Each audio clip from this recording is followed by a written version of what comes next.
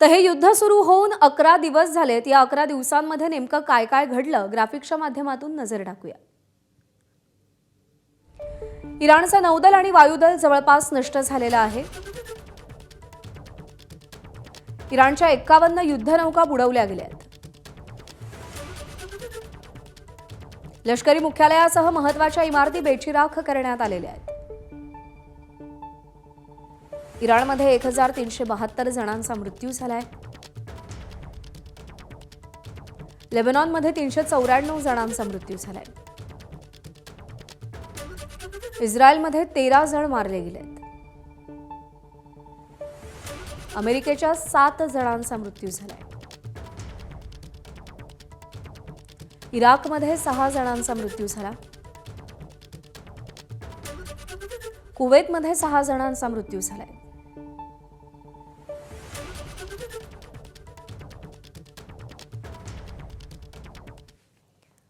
आणि आखातातल्या युद्धासंदर्भात Donald Trump आणि Putin यांच्यामध्ये चर्चा झाली आहे। रशियाचे अध्यक्ष पुतीन यांनी अमेरिकेच्या अध्यक्षांना फोन केलाय। इराणवरच्या हल्ल्यांबाबत दोन्ही नेत्यांमध्ये सविस्तर चर्चा झाली आहे।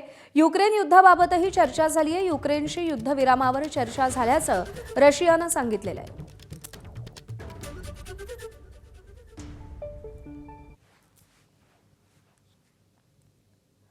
तर या सगळ्या युद्धजन्य परिस्थितीमध्ये इराणची जी मित्र राष्ट्र आहेत ती शांत का आहेत त्याची कारणमीमांसा ग्राफिक्सच्या माध्यमातून। रशियाचं गेल्या 4 वर्षांपासून युक्रेनशी युद्ध सुरू आहे। युक्रेन युद्धामुळे रशिया स्वतःच आर्थिक संकटात आहे। चीनचं कपटी कारस्थान पश्चिम आशियातल्या देशांशी संबंध बिघडू न देण्याची त्यांची रणनीती आहे। इराणला समर्थन दिल्यास युद्धाची नवी आघाडी उघडण्यासारखंच ते ठरेल। अमेरिकेशी कोणत्याही पद्धतीनं वाकडं घेणं सध्या कोणालाही परवडणारं नाहीये।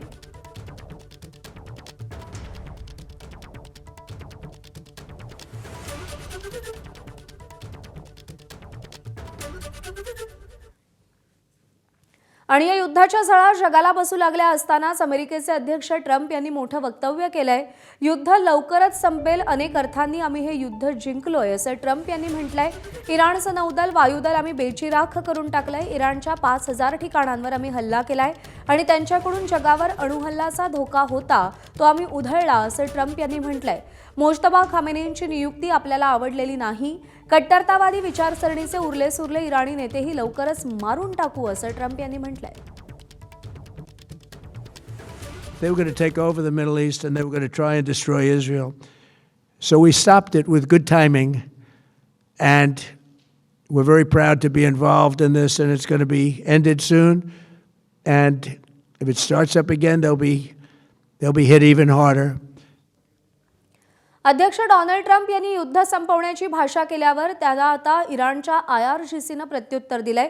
युद्धाची अखेर अमेरिका नाही तर आम्ही करू असं IRGCनं म्हटलंय। युद्धाची सध्याची स्थिती आणि आखाती प्रदेशातील स्थिती सध्या इराणच्या बाजूने आहे, त्यामुळे या युद्धाची अखेर अमेरिकन सैन्य नाही तर इराणी लष्कर ठरवेल असं IRGCनं म्हटलंय, सुनावलंय। अमेरिका आणि इस्रायलचे हल्ले सुरूच राहिले तर 1 लिटरही तेल निर्यात होऊ देणार नाही असंही IRGCनं सुनावलंय।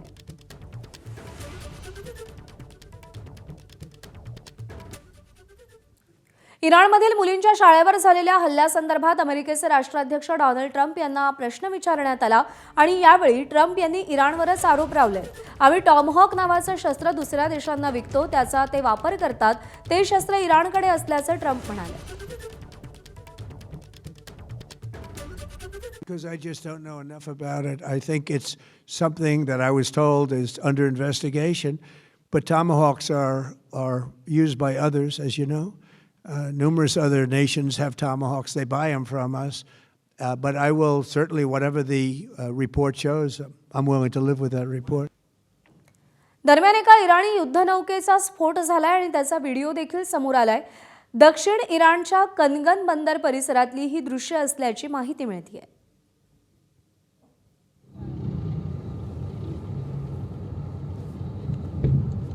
या खुदा 아빠. 이러구나.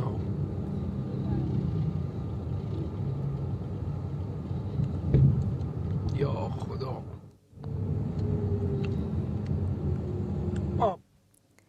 तर इराणकडून इस्रायलवरती हल्ले अजूनही सुरूच आहेत. इराणनं पुन्हा एकदा इस्रायलवरती क्षेपणास्त्र हल्ला केल्याची माहिती मिळतेय.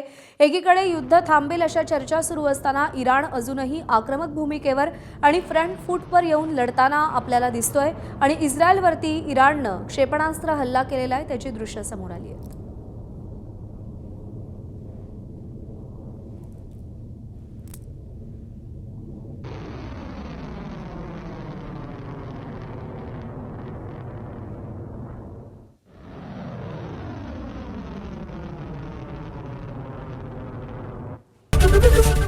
एबीपी माझा, उघडा डोळे बघा नीट.